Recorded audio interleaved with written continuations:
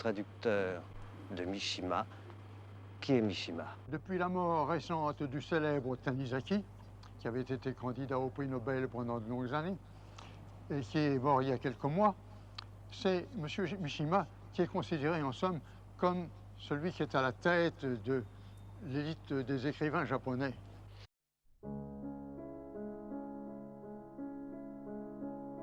Mishima, une vie en 4 chapitres est un film américano-japonais sorti en 1985. C'est un biopic sur l'auteur japonais Yukio Mishima. Mishima publia près de 40 romans, 20 recueils de nouvelles, 18 pièces de théâtre. Son œuvre est marquée par l'ambiguïté. On retrouve dans son œuvre une passion dévorante pour la beauté, les codes d'honneur et la loyauté des samouraïs et les idées nationalistes. C'est son ouvrage Confession d'un masque qui le fera connaître dans le monde entier et particulièrement aux États-Unis. En France, peu de livres seront traduits et les peu qui seront traduits rencontreront un succès très mitigé. Mishima, une vie en 4 chapitres est un film de Paul Schrader, notamment connu pour Taxi Driver, Palme d'Or à Cannes en 1976. Le film, différent du style hollywoodien, est notamment poussé par des grands noms de l'industrie, à la production comme George Lucas ou Francis Ford Coppola. La musique de Philip Glass est aussi mémorable, elle sera notamment réutilisée plus tard dans Truman Show, ce qui vaudra d'ailleurs à Philip Glass un Golden Globe à la 56e cérémonie des Golden Globes en 1999. Le film n'est jamais sorti au Japon, notamment à cause de la femme de Mishima, en raison de l'homosexualité de son mari sous-entendue dans le film, ainsi que des mouvements de l'extrême droite japonaise critiquant le portrait de l'auteur dressé dans le film. Mishima était un artiste ambigu. D'un côté, c'était un auteur qui a introduit la littérature japonaise au monde entier. C'était aussi quelqu'un qui était omnubilé par un passé impérial et nationaliste. Ses œuvres sont un mélange entre des traditions japonaises centenaires et une vision moderne et progressive de ce même Japon. Cette ambivalence est particulièrement reproduite dans le film. Plutôt que 2 couleurs, en réalité, il s'agit plutôt de parties en noir et blanc et d'autres en couleur. D'une part, les segments qui représentent la vie de Mishima, ses mémoires, son enfance, vont être en noir et blanc. Ensuite, la dernière journée de sa vie, le 25 novembre 1970, va être en couleur. Le film ouvre d'ailleurs sur cette scène.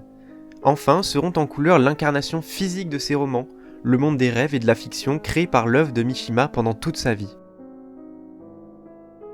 Imbriqués et mélangés dans tout le film, on va ainsi retrouver ces 3 segments, la réalité, le dernier jour de sa vie, ses mémoires et son imagination, c'est-à-dire la mise en scène physique de ses romans. On peut noter que son dernier jour est en couleur et ça peut symboliser le fait que ça fasse partie de son œuvre, que ça fasse partie de son imagination. En effet, il est quelqu'un qui voit son art et sa vie comme un tout, inséparable. 手紙にはっきり書いたように、総監にもしものことがあってはならない。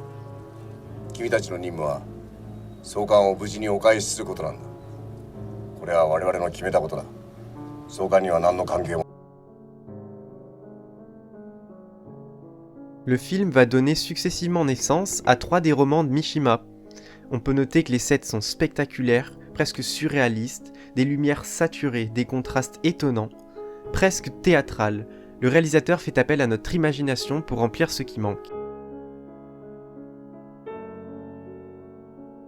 Comme l'ont dit de nombreux commentateurs, ces romans étaient hautement autobiographiques, pas tant dans le contenu et la narration, mais davantage dans les thématiques abordées, qui sont le centre de la vie de l'auteur. Ces œuvres sont indétachables de sa vie. Le premier roman qui prend vie est intitulé Le Pavillon d'Or, sorti en 1956.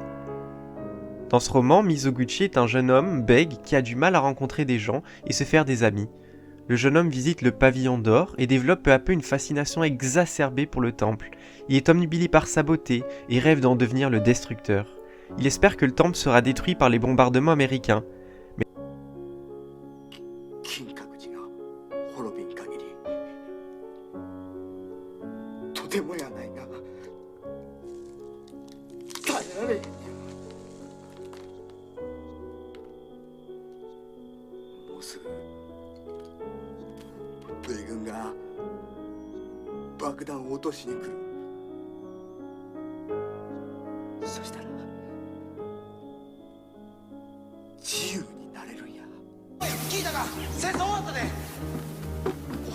la guerre prend fin sans que cela ne se produise. Il décide donc de passer à l'acte en brûlant le temple.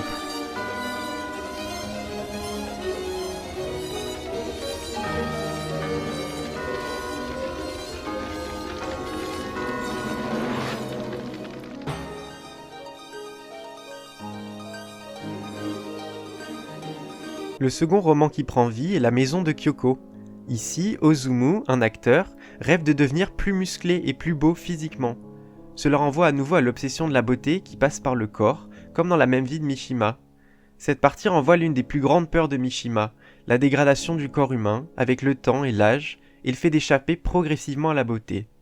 Comme le personnage de son roman, Mishima va se mettre à la musculation, cultiver son corps, préserver sa beauté, et faire de sa chair une sculpture. Cette obsession de la beauté et du corps passera par exemple par une séance photo, où Mishima reproduira le Saint Sébastien du peintre italien Guido Reni. Le dernier roman à voir le jour est Chevaux échappés. Le personnage principal est ici Isao, un jeune homme derrière un complot pour détruire la société capitaliste au Japon et remettre l'empereur au pouvoir. Isao et ses collaborateurs mettent leur plan à exécution mais échouent, Isao mettant finalement fin à ses jours par seppuku.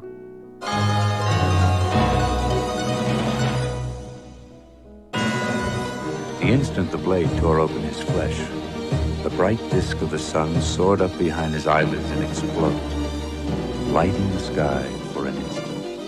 Cela renvoie à nouveau à la propre vie de l'auteur. En effet, Mishima va créer une milice privée dont le but sera de préserver la pureté, les valeurs traditionnelles japonaises et la vénération de l'empereur.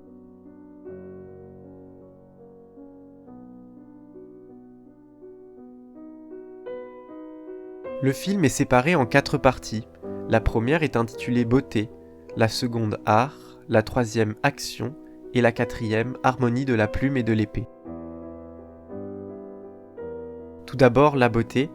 Mishima, pendant toute sa vie, a eu une obsession et une fascination presque maladive dans ses œuvres et dans sa vie pour la beauté.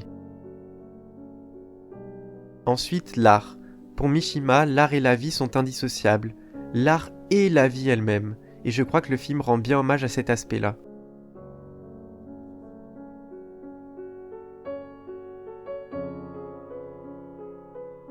Ensuite, les actions. L'art, la beauté et les actions forment une triade parfaite pour Mishima. C'est par la création de son armée privée, par la vénération de l'empereur et par la fin de sa vie qu'il termine son œuvre, par cette ultime action.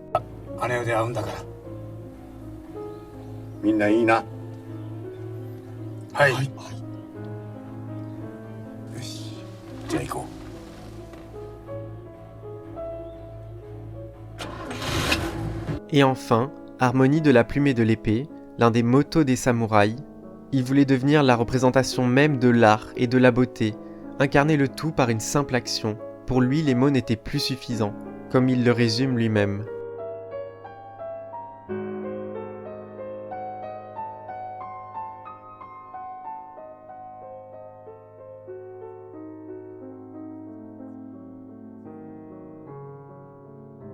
Puis, habillé en samouraï, il se rend au quartier général de l'armée de Tokyo. La journée est belle et ensoleillée. Mishima monte les escaliers grinçants de l'établissement. Il sort sur le balcon et appelle à la rébellion. Il écarte les pans de sa veste, sort son poignard de son fourreau et devant les témoins épouvantés, Mishima s'entaille méticuleusement les entrailles. Son cri déchire le silence de Tokyo. Les gouttes de sang inondent son kimono blanc. Son cœur se soulève, son estomac se crispe, ses yeux se révulsent. Mishima se tord et convulse, il hurle et agonise. Ses yeux brillent de fièvre, son front ruisselle de gouttes nacrées, mais son visage rayonne de lumière. Sur son bureau, il a laissé une note. La vie humaine est brève, mais je voudrais vivre éternellement.